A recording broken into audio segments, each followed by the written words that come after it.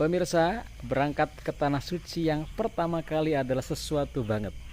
Terlebih lagi ketika baru saja berangkat, kemudian pada saat musim pandemi ada karantina. Setelah karantina dibuka, maka bahagianya luar biasa. Kepenasaranan untuk masuk ke tanah suci, dalam hal ini adalah masuk ke dalam Masjidil Haram atau Masjid Nabawi, adalah sesuatu hal yang sangat penasaran.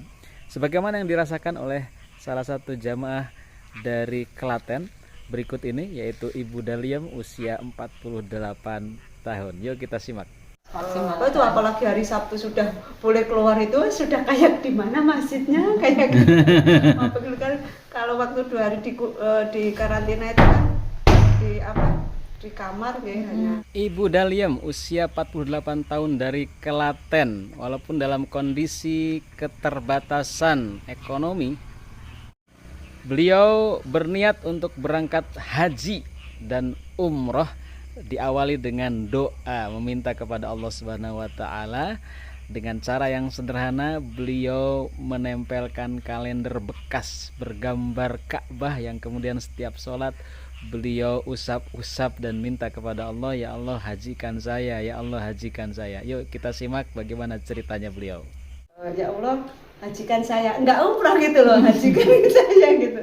Habis itu ada kalender, ada Ka'bahnya, saya pasang di depan sholat gitu ya. Sambil dilihat. Suruh pegang. Pegangin terus setelah sholat. Pegang, kalau ingat itu, ya Allah berangkatkan saya ke Baitullah, ya Allah, ya doakan gitu ya. Antara percaya dan tidak gitu, karena lama banget, udah puluhan tahun kan gitu. Enggak mungkin karena memang dari ekonomi keluarga kan udah suami sakit-sakitan, udah gitu ya, mertua juga sakit-sakitan, yang kerja saya sendiri gitu ya. Gimana mau berangkat buat makan, alhamdulillah gitu ya, alhamdulillah itu ya. Itu enggak saya lepas itu, enggak saya lepas. Masih sampai belel di Ibu Daliam 48 tahun dari Klaten bekerja sehari-hari sebagai guru TK yang penghasilannya kurang dari 1 juta 1 bulan.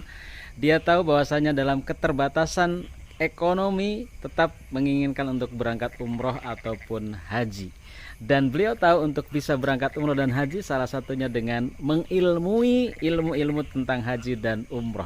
Namun demikian, untuk berangkat ke pengajian di hotel yang harganya atau bayarnya kira-kira bisa sampai 50.000 saja, beliau sangat keberatan dan berpikir keras untuk gimana caranya untuk bisa berangkat mengumpulkan uang 50.000. Bagaimana ceritanya beliau bisa mengikuti kajian-kajian umroh dan haji dan akhirnya beliau bisa berangkat. Yuk kita simak. Daftar 50 itu kan berat, gaji saya berapa buat lo instrumen, saya bisa enggak ya 50 gitu kan, ada yang dulu itu ATM yang bisa nabung itu kan. Ya Saya Allah. sudah punya nih, saya matur sama mbaknya, Yanti saya kalau ikut ini tapi enggak harus umroh, enggak apa-apa toh. Ora ya, sing penting ngerti ilmune. Tenan lho Mbak. Ora apa-apa. Tenan Mbak. Ora kudu melu toh. Ngoten iki lho. Terus terus habis itu saya ikut. Kita tuh banyak banget kurang ilmunya. Masih kalau dilihat itu belum pantas gitu. Ibu Daliam usia 48 tahun, seorang guru TK berpenghasilan di bawah 1 juta, sangat terinspirasi dengan salah satu kajian dari Ustadz Sekolah Haji Umroh yang memberikan motivasi bahwa semuanya bisa dimulai dari pembuatan paspor. Jadi walaupun belum memiliki uang untuk bayar umrohnya, tapi bisa dimulai dari membuat paspor senilai 300-an ribu rupiah. Yang dengan membuat paspor insya Allah akan segera dimudahkan memiliki uang. Rezeki dari Allah Subhanahu wa Ta'ala untuk berangkat ke tanah suci. Inilah yang diyakini oleh Ibu Daliam 48 tahun. Yuk kita simak bagaimana ceritanya. Yang ngisi di SAU itu kalau punya niat buktikan, kita bikin paspor gitu kan. Nah, dengan paspor itu kita kan punya ini. Waktu itu kan padahal belum punya apa-apa, belum punya kesana, itu masih jauh gitu. Coba saya bikin paspor yuk gitu. Kata kami, kata Ustadz, nanti kita berdoa dengan paspor. Berapa? 6 kali kan. Ibu Daliam sejak ikut pengajian haji dan umroh dan nabung harian serta membuat paspor, Kemudian beliau entah dari mana selalu ada rezeki terus. Dan yang luar biasa, setelah beliau meniatkan diri untuk berangkat umroh walaupun dalam keterbatasan, beliau benar-benar ngampet dalam setiap mau membelanjakan uang. Ngampet dalam artian menahan diri untuk tidak membelanjakan uang, sampai-sampai dikatakan katanya beliau memiliki baju dan jilbab yang kumuh kucel yang tidak modis katanya begitu, karena beliau lama tidak membeli baju dan juga jilbab. Yuk kita simak bagaimana ceritanya Ibu Daliam 48 tahun dari Klaten.